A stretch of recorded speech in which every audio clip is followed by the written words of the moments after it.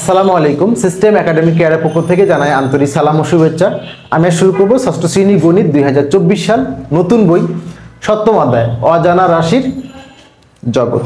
এই অধ্যায়ের অঙ্কগুলো অনেক সহজ, বাট আপনাকে কিছু কথা মন থেকে শিখতে হবে। যেমন মাইনাস কথা বললে হবে হলো থেকে, প্লাস কথা বললে হবে সাথে, এবং যদি তিনটে জিনিস থাকে, দেখেন তিনটে জিনিস, এখন দেখেন এখানে দুটি আছে হলো একই রকম, দুইটি কি আছে একই রকম, তার মানে এটা যোগ। তাহলে এই যে আগে যোগ করবেন, তাহলে যোগ ফলের সাথে এই দুটো যোগ ফলের সাথে এটা বিয়োগ, এরকম দুইটা দুই রকম। আমি কথাগুলো লিখি। যদি আপনার প্লাস থাকে তাহলে বলতে হবে সাথে, যদি মাইনাস থাকে তাকে বলতে হবে থেকে। 2x + 3y - 5y, তাহলে এই একটা যোগ, এখানে একটা বিয়োগ। তাহলে এই যে যোগ, এটা মনে করেন মানটা 5, এটা মানটা 3, তাহলে কত 8, পরে এটা 5y, তো এটা মনে করেন 2, 8 থেকে 2 বিয়োগ 6। তাহলে এই যে প্রাপ্ত যোগফল, এই 8 কি যোগ নাকি? না না, 8 হলো যোগফল।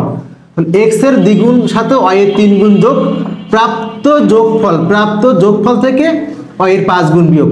তাহলে আপনি এখানে অনেকগুলো কথা আছে, আমি দেখাই, বুঝতে পারবেন। আপনি যা আছে আস্তে সুন্দর করে ভেঙে ভেঙে লিখবেন। তাহলে আমরা 6 নাম্বার কোশ্চেনের সমাধানটা করব। কি আছে এখানে? 12x 13y + 15z এর অর্থ, ওকে 12x, তাহলে 12x মানে কি লেখা যায়? 12 × x। x কি, 12 কি? এটা একটা অঙ্ক, 0 থেকে শুরু করে 1 থেকে শুরু করে 9 পর্যন্ত হলো সার্থক অঙ্ক, আর 0 হলো সহকারী অঙ্ক। অঙ্কের মাঝখানে কমা বসে, আর এই অঙ্ক থেকে সংখ্যা 11 একটা সংখ্যা খেয়াল করবেন। তাহলে এই 12 একটা অঙ্ক, আর x একটা চলক। তাহলে এইখানে এই কথাগুলোর অর্থ, x কি হইতে পারে? বই, খাতা, যা কিছু। তাহলে এর অর্থ কি? এই x একটা জিনিস চলক, তার 12 গুণ। তো লেখেন x এর 12 গুণ। তো লিখি x এর 12 গুণ, x এর 12 গুণ, আর y এর 13 গুণ।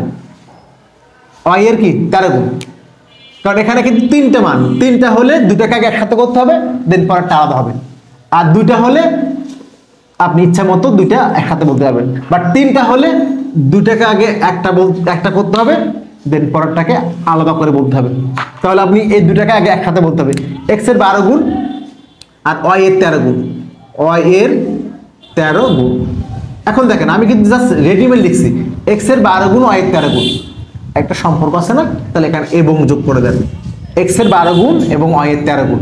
ওকে, তাহলে x এর 12 গুণ এবং y এর 13 গুণের এটা কি মাঝখানে কি আছে?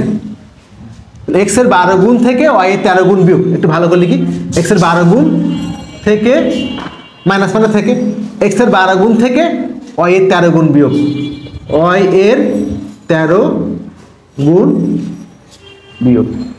আবার দেখেন x এর 12 গুণ থেকে y এর 13 গুণ বিয়োগ, x এর 12 গুণ থেকে y এর 13 গুণ বিয়োগ।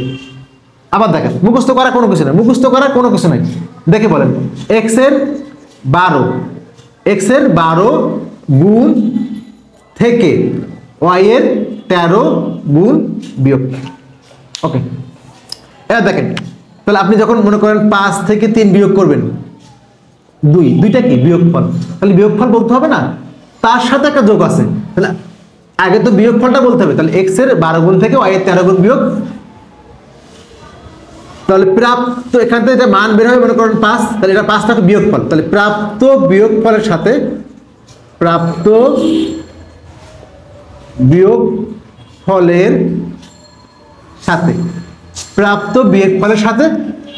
দেখেন 15z, z এর 15 গুণ যোগ। তাহলে যোগ মানে কি সাথে, আর মাইনাস মানে কি থেকে। আমি অন্য কালার করে দিই, এই মাইনাস মানে কি বসছে থেকে, যোগ মানে কি সাথে। কারণ আপনি বলেন শেখার কিছু আছে না নাই?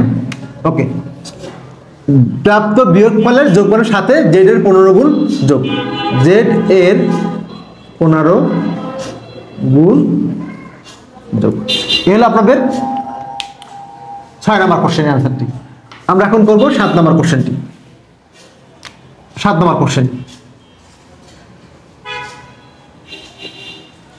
ওকে, কি আছে 2/3 x plus Y plus Z.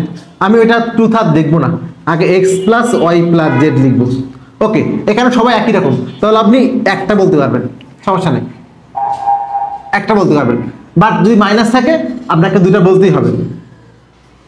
তাহলে এবার দেখেন এক্স ওয়াই এবং জেড তিনটে যোগ আছে, তাহলে কি লিখতে পারি এক্স ওয়াই এবং জেড এর যোগফল, কারণ এর তো এক গুণ আছে, সবার মধ্যে একই, সবার মধ্যে একই গুণ হয় মানে অন গুণ হয় বলতে হবে না, একই মানে অন, 2 হলে তো বলতাম দ্বিগুণ, কারণ যে কোনো একটা সংখ্যা এক্স মানে একটা অন আছে, তাহলে শুধুমাত্র এক গুণ হলে কিছু বলতে হয় না।